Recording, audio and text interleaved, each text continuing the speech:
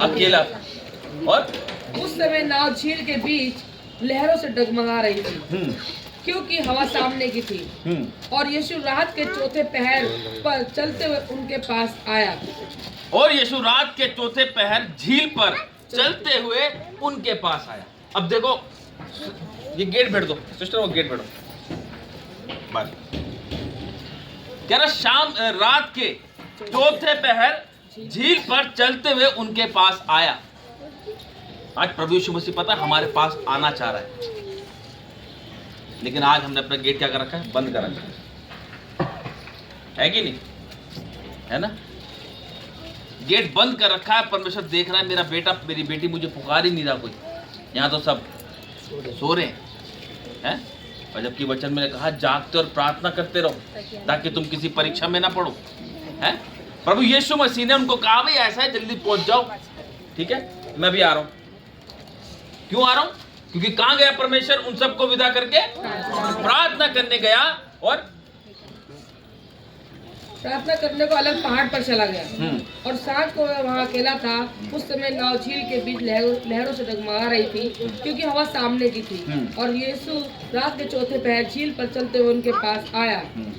चेले उसको झील पर चलते हुए देखकर घबरा गए और कहने लगे ये भूत है, ये भूत है। हालेलुया। और डर देखो के मारे चेले भी जो थे वो डर गए उसको देख के, कह रहे तो भूत है। हालेलुया। और डर के मारे चिल्लाने लगे। तब यीशु ने तुरंत उनसे बातें की और कहा ढांढस बांधो, मैं हूँ, डरो मत। ठीक है, अब सुनो ध्यान से। प्रभु यीशु मसीह पानी पर क्यों चला? प्रभु यीशु मसीह पानी पर इसलिए चला ताकि उनको दिखाना था उसको। पतरस क्या कर रहा था? क्या परमेश्वर अगर तू है तो मुझे भी क्या आने के लिए, मैं भी पानी पर आऊंगा। है परमेश्वर वहां पे कोई घूम नहीं रहा था। परमेश्वर वहां कोई टहलने वहलने के लिए नहीं आया था।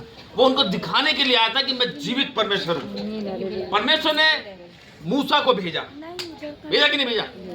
मूसा को भेजा, लेकिन मूसा क्या था? कहता प्रभु मैं तो बोलने में भद्दा हूँ, मैं कैसे उस फिरौन राजा का मैं सामना कर पाऊंगा? उसने कहा बेटा तुझे मैं वहां पे परमेश्वर से नियुक्त कर दूंगा, तू जा तो सही,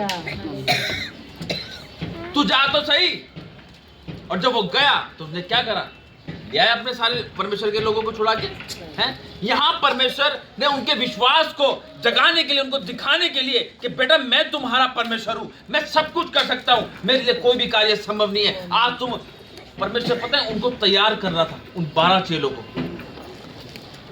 कि परमेश्वर क्या क्या कर सकता है। परमेश्वर आंधी और तूफान को शांत करने वाला परमेश्वर है। पानी के ऊपर चल के इसलिए आया क्योंकि परमेश्वर हर बात को जानता था। उसको पता थी पतरस बोलेगा, पतरस बोलेगा कि मैं आऊं, और उसके जरिए और लोग भी विश्वास करेंगे। हालेलुया। आज एक व्यक्ति गवाही देता है तो 10 लोग उसकी गवाही सुनते हैं और उनका विश्वास बढ़ता है कि नहीं? एक व्यक्ति अगर गवाही देता है तो 10 व्यक्ति के मन में उथल पुथल होती है, अरे यार उसके साथ हो गया तो हमारे साथ क्यों नहीं होगा, हम भी चलेंगे। अगर आप बिल्कुल सही बैठे हैं और आपने उसकी गवाही सुनी, तो अगर आपके पास कोई ऐसा व्यक्ति आता है जिसके मन में ऐसी, जिसके साथ ऐसी घटना हुई हो, तो वो उसको बताएगा नहीं बहन वहां चल। तभी परमेश्वर ने उसको बता दिया था, पतरस को, परमेश्वर को पता थी कि पतरस बोलेगा। और क्या बोला? तब यीशु ने तुरंत उनसे बातें की और कहा ढांढस बांधो, डरो मत, डरो मत। पतरस ने उसको उत्तर दिया हे प्रभु यदि तू ही हे प्रभु यदि तू ही है तो मुझे अपने पास पानी पर आने की आज्ञा दे। अब देखो परमेश्वर चल कर आने की क्या कर रहा है? आज्ञा दे। आज देखो परमेश्वर ने खुद उसको पतरस कह रहा है कि अगर तू है तो मुझे पानी पर चलने की आज्ञा दे। है ना? यही है ना? आज हम नहीं मांगते परमेश्वर से ऐसा, या मांगते हम ऐसा? हम नहीं मांगते। आज क्या है, मैं कर लूंगा ना, कोई दिक्कत नहीं, अभी फोन मिलाता हूँ भाई को, वो भी आएगा, दे जा जाएगा।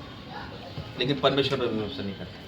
अगर आज हम प्रार्थना करें परमेश्वर अगर तू है तो आज ये पहाड़ मेरा मैदान हो जाए यीशु के नाम। अगर तू है तो आज ये समस्या मेरे जीवन से दूर हो। अगर तू है तो आज ये कर्जा मेरे जीवन में से दूर हो जाए। करते ऐसी प्रार्थना? ऐसी प्रार्थना करते नहीं, है ना? परमेश्वर कहता मुझसे प्रार्थना करो,